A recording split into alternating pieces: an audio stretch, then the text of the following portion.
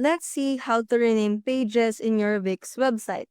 Renaming pages in Wix helps you keep your site organized and improves navigation. We'll go through a simple step-by-step process to rename pages using the Wix editor. First, you need to open your Wix account on your browser. Once you're in, click Design Your Website. You will see a document button on the left panel of your Wix. It is labeled as Pages and Menu. You should click this, and a list of all your site's pages will appear, showing their current names, and you can now edit your site pages. Follow these steps to rename a page.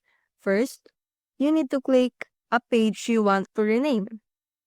For example, this one. And then select the three dots, and then select Rename, and then enter the new page name,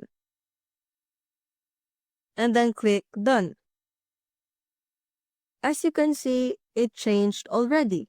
Once you've renamed your page, ensure that any links or navigation menus reflect the new name. That's how to rename pages in your Wix website. See you soon!